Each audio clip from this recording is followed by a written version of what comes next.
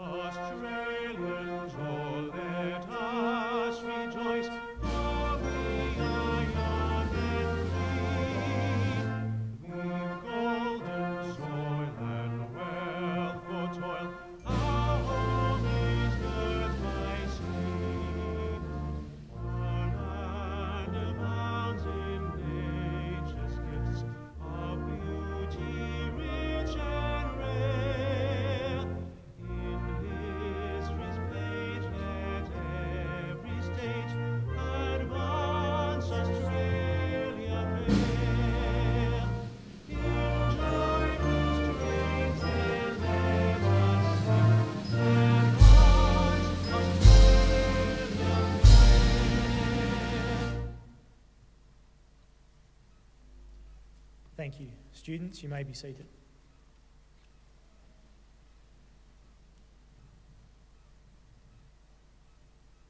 The Australian War Memorial was the vision of Charles Bean, Australia's First World War official historian. Bean landed with the Australian troops on Gallipoli and stayed with them at the front through to the end of the war. The idea of this national memorial and museum came to him at Pozières, France, in the depths of the bloody fighting of 1916. Bean's idea was that this would be a place where families and friends could mourn loved ones buried in faraway lands. It would also be a place that could help all Australians understand what these men and women had endured and what they had done for us. Bean's vision, to which we remain true, is best expressed as inscribed in the entrance to the memorial's galleries. Here is their spirit, in the heart of the land they loved, and here we guard the record which they themselves made. Tonight we will read the story behind just one of those on the Roll of Honour, which lists the names of more than 102,000 men and women who have given their lives for us in war and operations for more than a century. But first, we present a lament, Flowers of the Forest. Wreaths or floral tributes will now be laid at the base of the pool of reflection.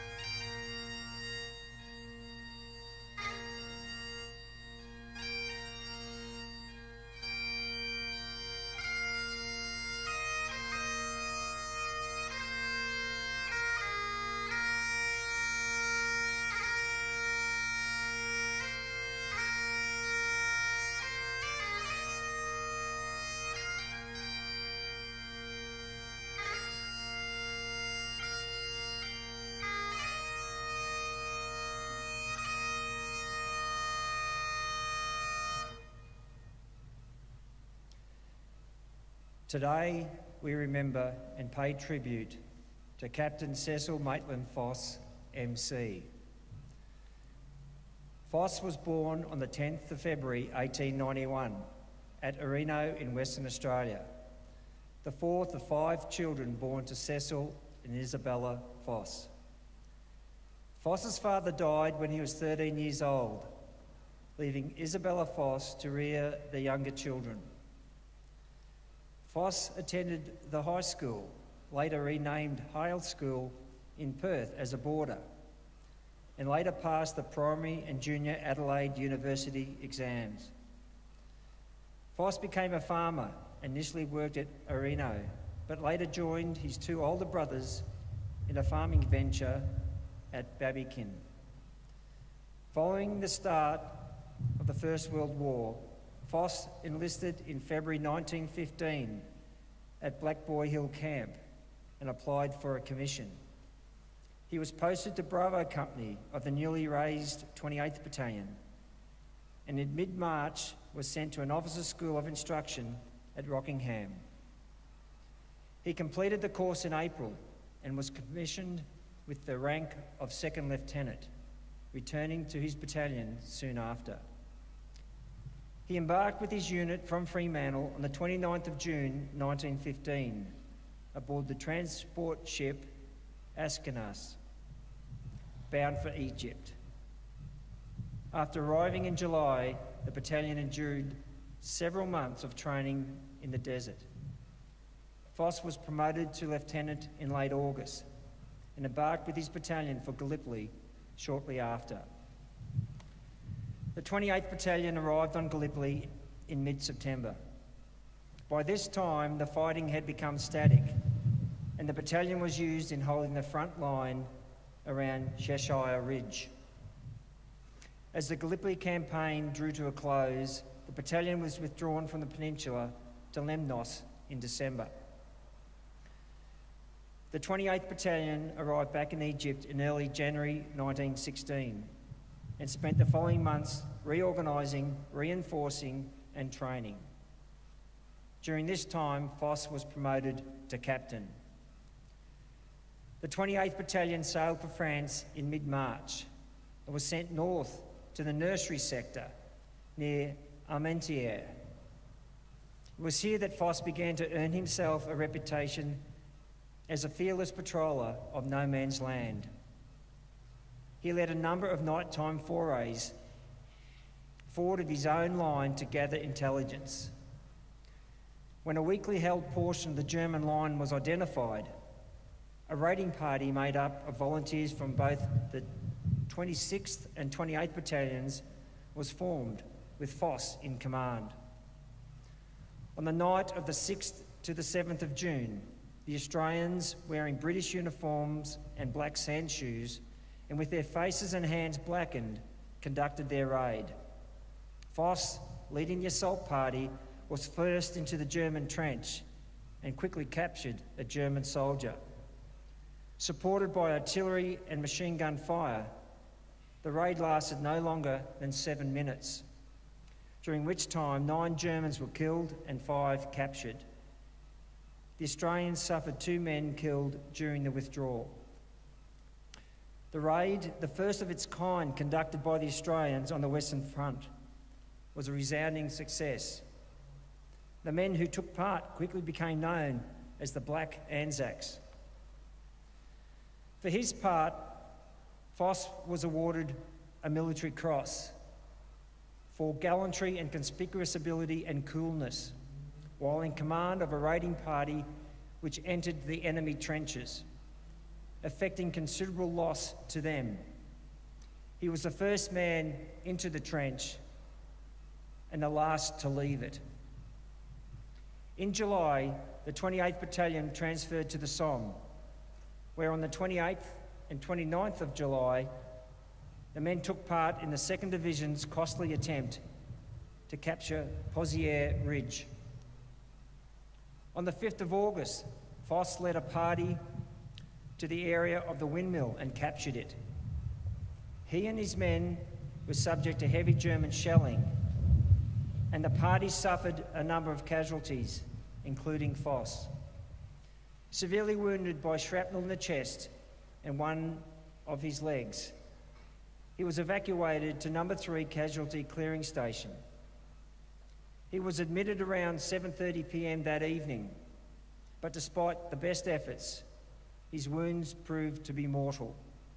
He died in the early hours of the 11th of August and was laid to rest at Pushier British Cemetery the following day. He was 25 years old.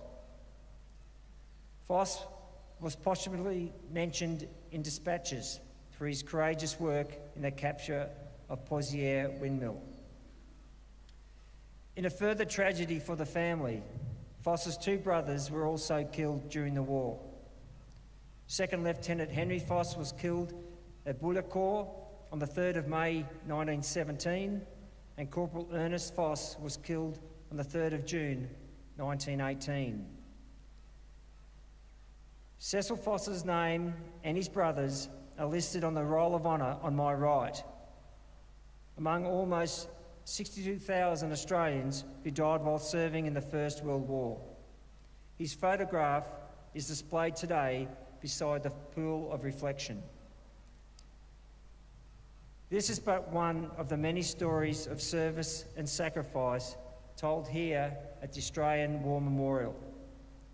We now remember Captain Cecil Maitland Foss, MC, who gave his life for us, for our freedoms, and in the hope of a better world.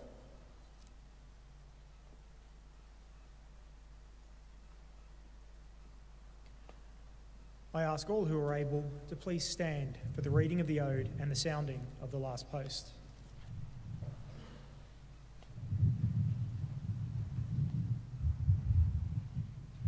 They shall grow not old, as we that are left grow old.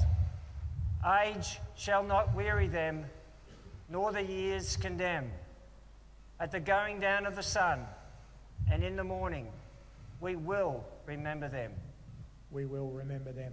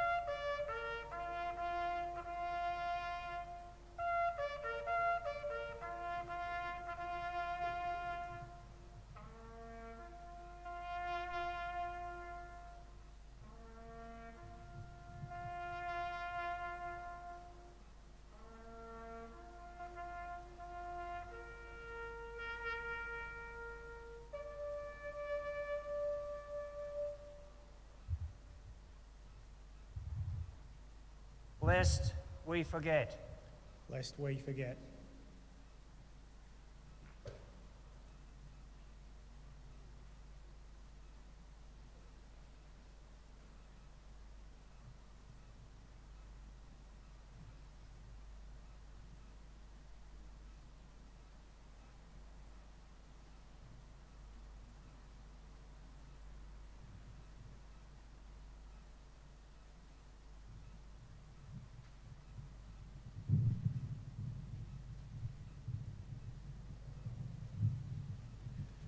We leave you this evening with the words of the memorial's founder, Charles Bean.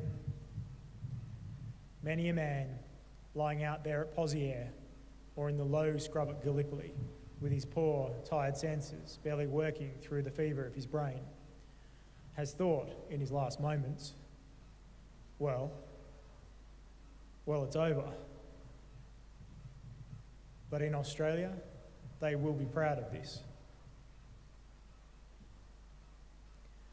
Ladies and gentlemen, girls and boys, that concludes the last post ceremony. please consider visiting the Memorial Sculpture Garden in the Western Precinct, which is on your right as you leave, to view the Honour Their Spirit poppy display. Representing the Australian lives lost in the First World War, 62,000 handcrafted poppies fill the grounds and are accompanied by a moving musical program assembled by the Memorial's artist-in-residence, Mr. Chris Latham. The display is a free event that commences at 9 a.m. and concludes at 10 p.m. daily. From dusk until close, lighting allows visitors to access the display throughout the evening.